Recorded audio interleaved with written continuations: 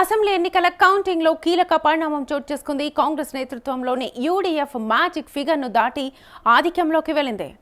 తాజా ట్రెండ్స్ ప్రకారం యూడీఎఫ్ 73 స్థానాల్లో ఆధిక్యం సాధించగా మొత్తం మీద 64 స్థానాల్లో స్పష్టమైన లీడ్ కొనసాగిస్తోంది. అధికార ఎల్డీఎఫ్ తో గట్టి పోటీ మధ్య ఫలితాలు ఉత్కంఠను పెంచాయి. బ్యాలెట్, ఈవీఎం, ఓట్ల లెక్కింపు కొనసాగుతుండటంతో తుది ఫలితాలపై రాజకీయ వర్గాల్లో ఆసక్తి పెరిగింది. ఇక కేరళ ఎన్నికల వేళ తెలంగాణ సీఎం రేవంత్ రెడ్డి విస్తృత ప్రచారం నిర్వహించారు. 4 రోజుల పాటు అక్కడే మకాం వేసి ప్రజల్లో కాంగ్రెస్ పై నమ్మకాన్ని తెచ్చేలా ప్రోత్సహించారు. కేరళలో హస్తం ముందంజలో రేవంత్ రెడ్డి పాత్ర ఎంతో బూస్టింగ్ ఇచ్చిందని కాంగ్రెస్ నేతలు చెబుతున్నారు.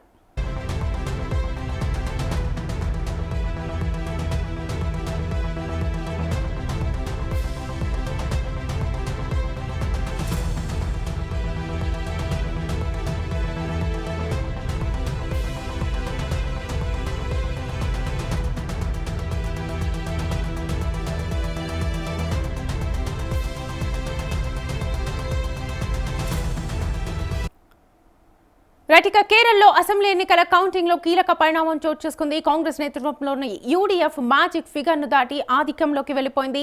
తాజా ట్రెండ్స్ ప్రకారం యూడీఎఫ్ 73 స్థానాల్లో ఆధిక్యం సాధించగా మొత్తం మీద 64 స్థానాల్లో స్పష్టమైన లీడ్ కొనసాగిస్తోంది. అయితే ఇక కేరళ ఎన్నికల వేళ తెలంగాణ సీఎం రేవంత్ రెడ్డి విస్తృత ప్రచారం నిర్వహించారు. 4 రోజుల పాటు అక్కడే మకాం వేసి ప్రజల్లో కాంగ్రెస్ పై నమ్మకాన్ని తెచ్చేలా ప్రోత్సహించారు. ఇదే అంశానికి సంబంధించి ఫుల్ డీటెయిల్స్ మా ప్రతినిధి ప్రభాకర్ అడిగి తెలుసుకుందాం. Prabhakar, over to you.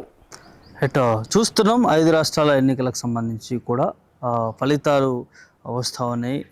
రాష్ట్రాలకు సంబంధించి కూడా అయితే 5 రాష్ట్రాల్లోకెల్లా కేరళ రాష్ట్ర ఎన్నికల్లో కొంత ఎన్నికలకు సంబంధించి రిజల్ట్స్లో ఇక్కడ ఉన్నటువంటి ముఖ్యమంత్రి రేవంత్ రెడ్డి ప్రభావం కనిపించింది అనేది ఇప్పుడు జోరుగా చర్చ కొనసాగుతూ ఉంది. కేరళ రాష్ట్ర రాజకీయాల్లో కావచ్చు, అదేవిధంగా ఇక్కడ తెలంగాణ రాష్ట్ర రాజకీయాల్లో కావచ్చు. ఏదైతే ముఖ్యమంత్రి రేవంత్ రెడ్డి కేరళ రాష్ట్ర ఎన్నికల్లో స్టార్ క్యాంపెయిన్గా తను ఉండడం జరిగింది. ఆ ఎన్నికల క్యాంపెయిన్ కూడా తను వెళ్ళి తనదైన శైలిలో అక్కడ క్యాంపెయిన్ చేశాడు, ప్రజల్ని ప్రభావితం చేశాడు.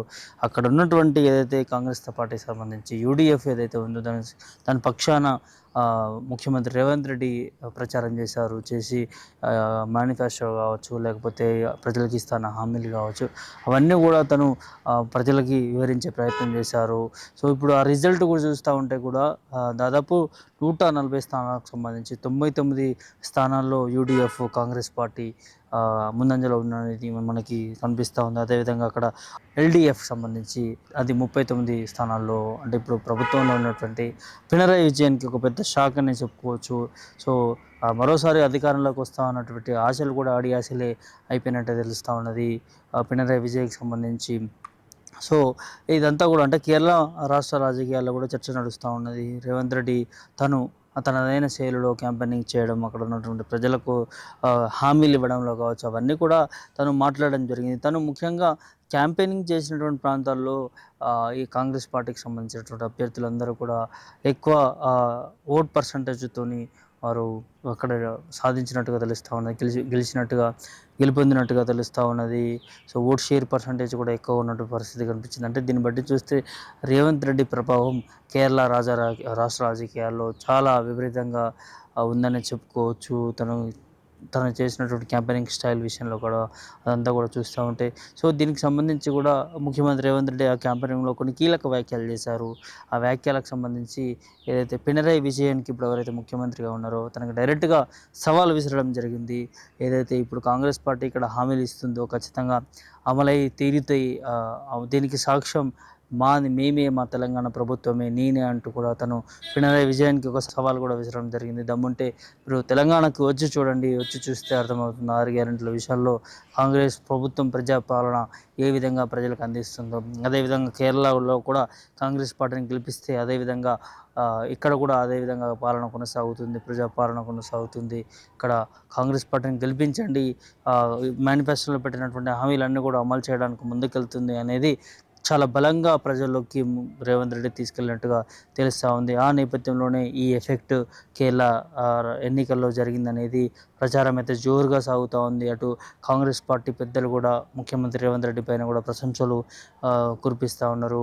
రేవంత్ రెడ్డికి కూడా కృతజ్ఞత తెలియజేస్తూ ఉంది కేరళ రాష్ట్రంలో ఉన్నట్టు కాంగ్రెస్ పార్టీ కీలక నాయకులు కూడా.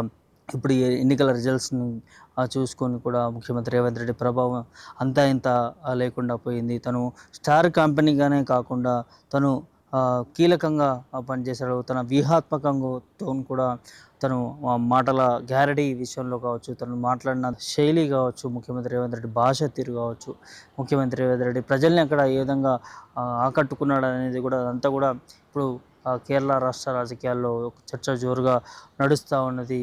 ఇవాళ ఏదైతే తను దాదాపు ఒక 5 నుంచి 10 నియోజకవర్గంలో తను పర్యటించాడు. తను క్యాంపెయినింగ్గా చూసుకున్నాడు ఆ నియోజకవర్గాల్లో.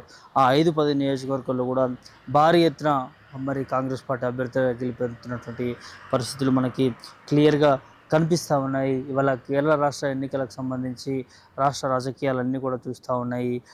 ఎన్నడూ కూడా అంటే అధికార పార్టీని ఢీకొని ఇంత భారీ ఎత్తున 99 సీట్లు అంటే ఆల్మోస్ట్ మెజారిటీ సీట్స్కి ఎక్కువగా సాధించింది కాంగ్రెస్ పార్టీకి సంబంధించి యూడిఎఫ్. సో ఇదంతా కూడా ముఖ్యమంత్రి రేవంత్ రెడ్డికి దక్కుతుంది, తన ప్రభావం ఇక్కడ ఉంది అనేది కూడా అక్కడ చర్చ జోరుగా నడుస్తూ ఉంది. దాంతోపాటు కాంగ్రెస్ పార్టీ పెద్దలు కూడా వాళ్ళు ఆలోచిస్తూ ఉన్నారు. ముఖ్యమంత్రి రేవంత్ రెడ్డి శైలి కావచ్చు, తన స్టార్ కంపెనీగా చేసినటువంటి విధానం కావచ్చు, తన ఫోకస్ కావచ్చు, తన వ్యూహాత్మకమైనటువంటి ప్రజలను ఆకట్టుకునే విధానం కావచ్చు, అదంతా కూడా కాంగ్రెస్ పార్టీ పెద్దలు ఏఐసిసి నాయకులు అందరూ కూడా చూస్తూ ఉన్నారు. ఖచ్చితంగా ముఖ్యమంత్రి రేవంత్ రెడ్డిని దేశ రాజకీయాల్లోకి తీసుకొస్తే తన ప్రభావం ఉంటుంది. దానికి కేర్ ఆఫ్ అడ్రస్ వాళ్ళ కేరళ ఎన్నికలే అంటూ కూడా కాంగ్రెస్ పార్టీ అగ్రనేతలు వారందరూ కూడా ఆలోచనలో ఉన్నట్టుగా తెలుస్తూ ఉంది. దాంతోపాటు ఇక్కడ తెలంగాణకు సంబంధించి కూడా చాలా గొప్పగా ప్రచారం చేసుకుంటున్నారు కాంగ్రెస్ పార్టీ నాయకులు. వాళ్ళ ముఖ్యమంత్రి రేవంత్ రెడ్డి తన స్టార్ క్యాంపెయినింగ్గా వెళ్ళినటువంటి కేరళ ఎన్నికల్లో కాంగ్రెస్ పార్టీ గెలవడం అనేది ఖచ్చితంగా అది శుభసూచకము. తెలంగాణకు సంబంధించి కూడా మా ముఖ్యమంత్రి రేవంత్ రెడ్డి ప్రజాపాలన ఏ విధంగా అందిస్తున్నాడో దానికి నిదర్శనం కేరళ ఎన్నికలే అనేది ఇక్కడ కాంగ్రెస్ పార్టీ కూడా చెప్పుకుంటూ వస్తుంది. రానున్న ఎన్నికల్లో కూడా ఇక్కడ తెలంగాణలో కూడా ఖచ్చితంగా కాంగ్రెస్ పార్టీ విజయం సాధిస్తుంది. మరో 5 సంవత్సరాలు కాంగ్రెస్ పార్టీ అధికారంలో ఉంటుంది. దానికి నిదర్శనమే ముఖ్యమంత్రి రేవంత్ రెడ్డి గారు. అదేవిధంగా కేరళ ఎన్నికలకు స్టార్ క్యాంపెయిన్గా వారు చేసినటువంటి కృషి కావచ్చు, అదంతా కూడా. సో ఖచ్చితంగా ఇవాళ ప్రజలు నమ్ముతున్నారు.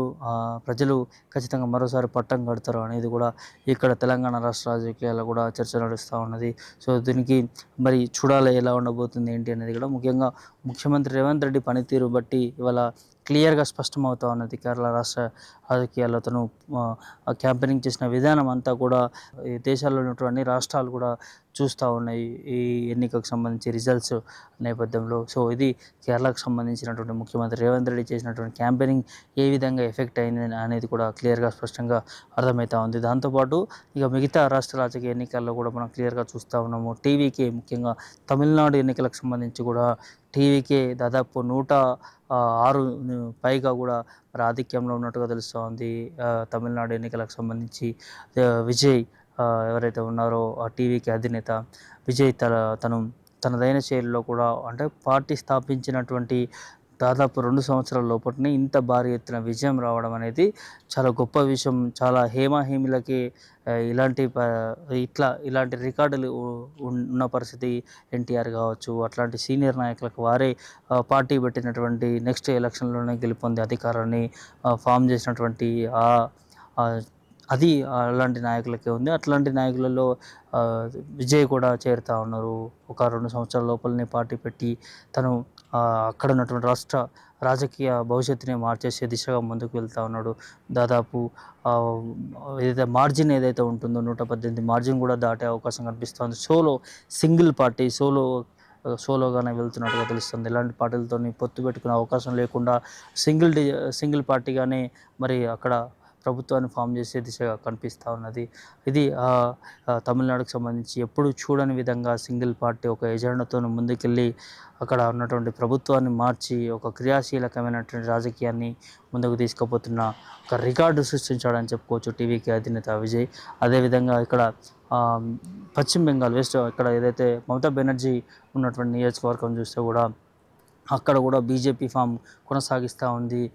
మమతా బెనర్జీకి ఒక బిగ్ షాక్ అనే చెప్పుకోవచ్చు. తను ఉన్నటువంటి 3 సార్లు తను వారి పార్టీ అధికారంలో ఉంది, కానీ ఇప్పుడు దాన్ని ధీటుగా బీజేపీ పార్టీ అక్కడ గవర్నమెంట్ ఫామ్ చేయబోతా ఉంది. ఇలా 5 రాష్ట్రాలకు సంబంధించి ఇటు అస్సాంలో కూడా ఇటు బీజేపీ పార్టీ ముందంజలో ఉన్నట్టు తెలుస్తూ ఉంది. ఇటు పుదుచ్చేరిలో కూడా బీజేపీ పార్టీ ముందంజలో ఉన్నట్టుగా తెలుస్తూ ఉన్నాయి. సో దాదాపు 5 రాష్ట్ర ఎన్నికలకు సంబంధించి కూడా ఫలితాలు ఒక్కొక్కటిగా బయటపడతా ఉన్నాయి. ఈ తుది ఫలితాలు దాదాపు మరొక హాఫ్ అన్ అవర్ గంటలో మొత్తం కూడా 5 రాష్ట్రాలకు సంబంధించి కూడా ఫలితాలు పూర్తిగా డీటెయిల్స్ రాబోతూ ఉన్నాయి. మొత్తానికి కొన్ని రాజకీయ మార్పులు మాత్రం జరిగాయని చెప్పుకోవచ్చు. ప్రజలు కొన్ని ప్రాంతాల్లో మార్పును కూడా కావాలనుకున్నారు. ప్రభుత్వాలను కూడా ఎన్నో సంవత్సరాలుగా ఉన్నటువంటి ప్రభుత్వాలను కూడా కూల్చేసి కొత్త ప్రభుత్వాలను ఎన్నుకోవడం జరిగిందని చెప్పుకోవచ్చు.